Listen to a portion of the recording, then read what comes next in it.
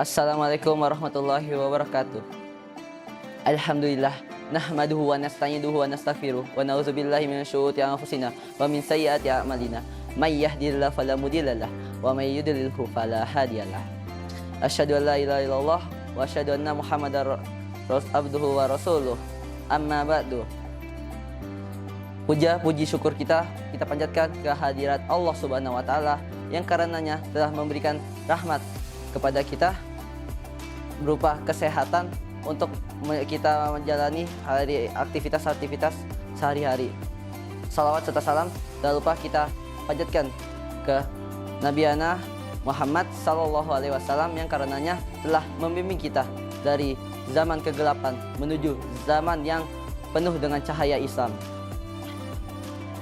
Dalam pertemuan kali ini saya akan membahas tentang hal-hal apa saja yang akan membatalkan pahala puasa dan hal-hal yang membatalkan pahala puasa beserta puasanya.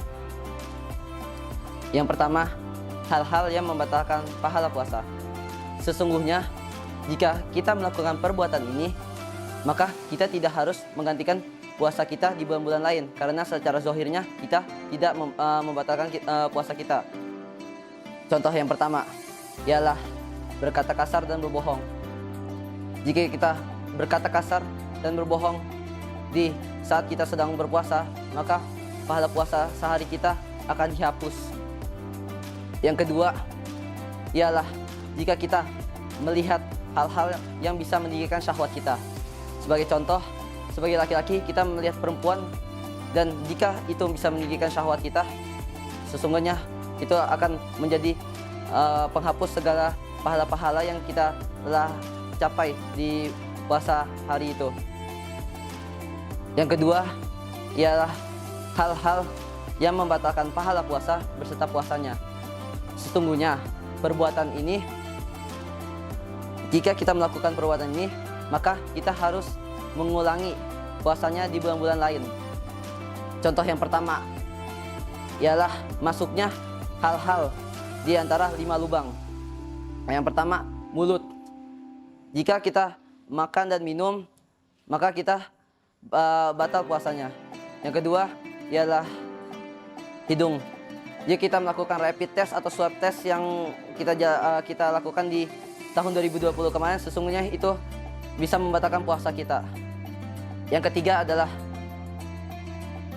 kuping.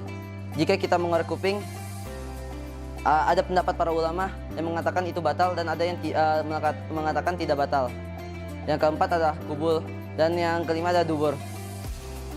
Jika contoh yang 4-5 ini ialah jika kita berenang, maka pasti air itu akan masuk ke kubul, dubur ataupun yang 5 lubang di antara ini. Yang kedua adalah melakukan hubungan suami istri di siang hari atau di saat puasa. Sesungguhnya jika kita melakukan hal ini, kita harus mengganti puasanya di hari-hari lain. Di antara ikopnya ialah puasa 2 bulan berturut-turut.